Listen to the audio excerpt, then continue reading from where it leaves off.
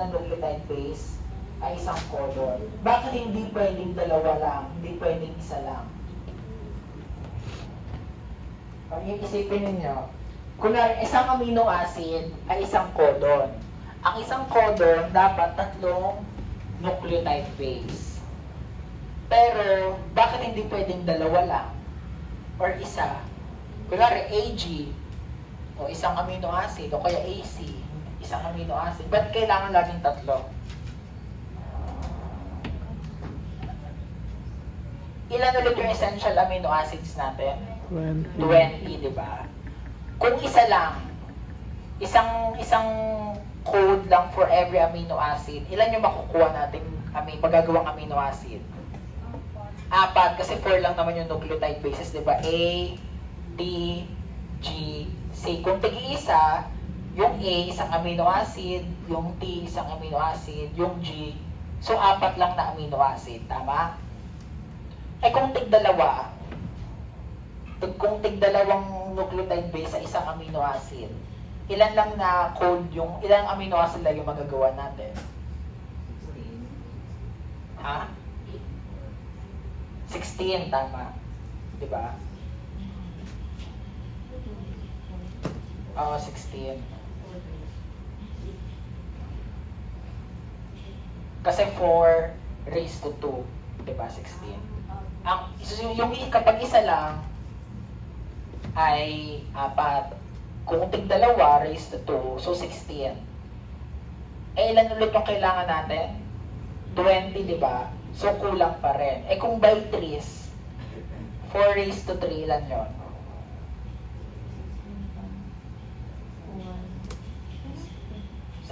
ba? Hindi ako magaling sa 64? 64, di ba? So, 64. Sobra na dun sa 20 na kailangan natin. So, kailangan, ang amino acid daw natin, ay ang codon natin ay made up of 3 nucleotide base. Remember, itong codon ay actually yung code na mismo kung anong amino acid yung isi-synthesize natin. Kaya nga, genetic code eh. Kasi inaalam natin kung ano yung mismong pagkakasunod-sunod ng mga nucleotide bases. So, kaya napatunayan, ito yung experiment na napatunayan kung paano nalaman na by 3s yung code. Tignan nyo. Meron tayong mRNA na alam natin kung ano yung amino acid na magagawa. Si GAC, puro ay aspartic acid lang ang magagawa. So kung meron kang isang RNA na paulit-ulit GAC, ang magagawa mo lang na amino acid ay aspartic acid. Ngayon, kung hypothesis natin ay isang code, isang amino acid, dapat kung mag-i-insert tayo ng isang amino acid, after nung na-insert na amino acid, may maglalabas na ibang amino acid, and then babalik ulit siya sa aspartic acid. Di ba dapat? Kunwari tig-isang code lang, naglagay ka ng ibang code, may insert na ibang amino acid. Pero yung susunod sa kanya, babalik ulit tayo dun sa dating amino acid. Nagets nyo? Kunwari aspartic acid yung nagagawa. Aspartic acid. Kung by once, ang code, naglagay ako ng G, may na-insert na bagong amino acid, which is glycine, dapat babalik ulit siya into aspartic acid. Kasi isa lang na code yung in-insert natin eh. Pero naging siyang arginine na bago na. Ito kunwari hindi pa natin alam kasi na by 3s. Eh kung tig-dalawa, naglagay tayo ng UG, may na-insert na amino acid. So may na-insert na tryptophan. Pero after, naging threonine na. Pero tingnan nyo kung by 3s, nag-insert ako ng tatlong code, may naging leucine. Then bumalik ulit siya na aspartic acid kasi hindi na-disrupt eh. Tingnan nyo rito, yung GAC, nag-insert ka ng G, kaya naging CGA na. So naiba yung pag-read. From GAC, naging CGA, that is arginine.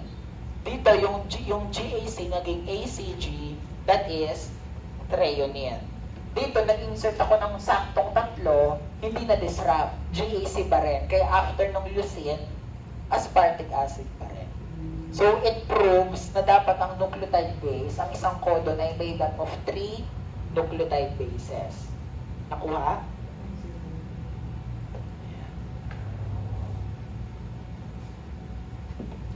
So kaya meron na tayong table ng genetic code. Diba sabi natin 64 combined trees, 64 possible combinations yung magagawa natin. 20 lang doon yung kailangan natin. Kaya kung mapapansin nyo, yung table ng amino acid natin, 64 combinations. Tingnan nyo. U, hanggang G, lahat yan ay, lahat yan ay 64. Pero 20 lang kasi yung kailangan nating amino acid. Kaya mayroong mga code na paulit-ulit, isa lang yung amino acid na sinisynthesize. Kunwari, threonine, may 4 kang possible code. Lahat yan, kapag na-meet ng ribosome, alam niya ang isi-synthesize niya ay threonine. Kasi nga sobra yung 64 dun sa 20 amino acids lang na meron tayo.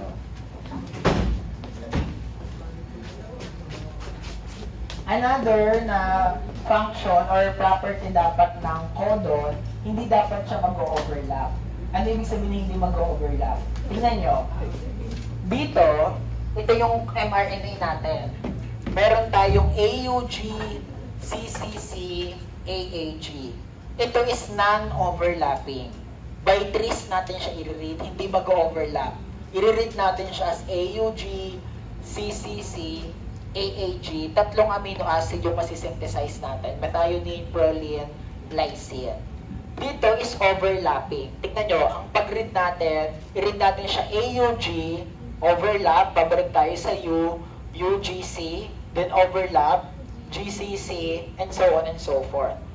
Nagkaroon tayo ng mas maraming amino acid. 1, 2, 3, 4, 5, 6, 7. Dapat daw yung codon, pag binabasa natin, bawal mag-overlap. Bakit kaya? Ha?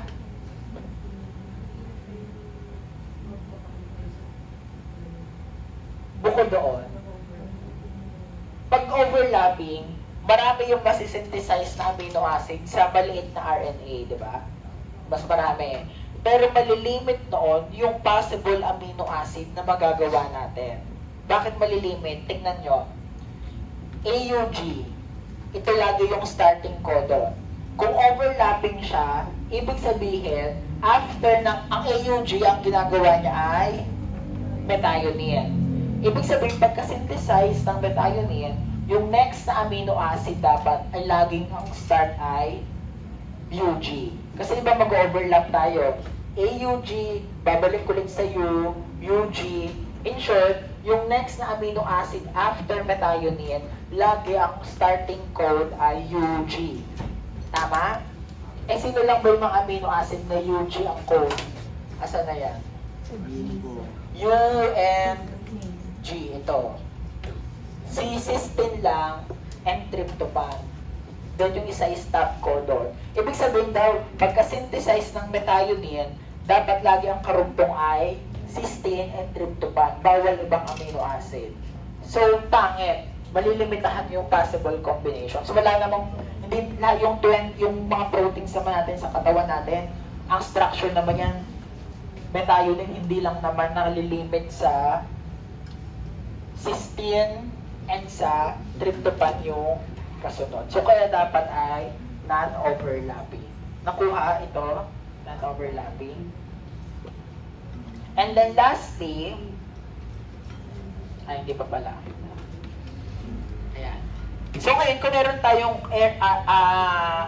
mRNA strand na ito, pwede natin siyang i-read into different frames basta tigta-tatlo na hindi mag-overlap. Tignan nyo.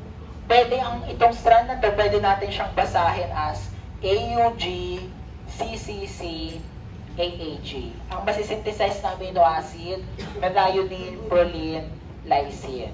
Pwede natin siyang basahin as mag-start tayo sa U, so UGC, CCA, AGA. Pwede rin yun, tama yun, kasi tigta-tatlo, non-overlapping.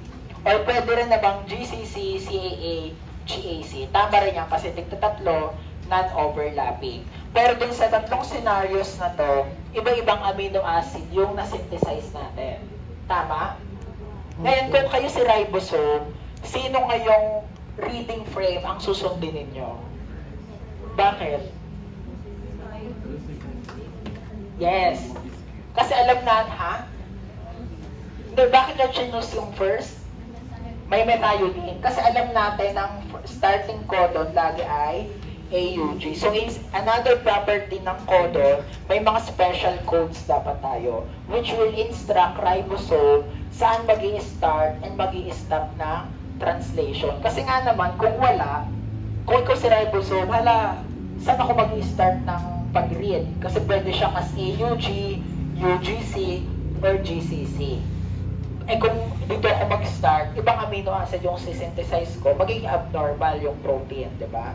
So kaya kailangan meron tayong codons for controlling gene expression, mga special codons. Nag-iisa lang yung start codon natin, si AUG, which encodes methionine, and 3 stop codons, si UAA, UAG, and UGE. Wow, uga. Para maalala nyo, wag uga. O, di ba? Para maalala nyo, lalo nyo sa exam, ano yung tatlong stop codons. So, ligaw lang kayo, wag uga. Ayan. So, kung meron tayo tatlong reading frames, sino yung reading frame na tama sa kanila? 1, 2, or 3? 3. Kasi andun yung methionine, yung AUG. Ibig sabihin, hanggat hindi nakikita ni ribosome yung AUG, hindi ka mag-translate ng amino acid. And hindi siya mag-i-stop ng translation hanggat wala yung stop codon. Although meron naman yung mga open-ended, wala talagang stop codon. So, just some key points during translation. Yung mRNA yung ginagamit natin to direct translation. So, for every codon ng mRNA, may equivalent siya na anti-codon sa tRNA na nakaband sa specific na amino acid. Okay, and translation takes place sa ribosomes natin. So, ang ginagamit natin ay tRNA. Ito sige sa Thursday na. Para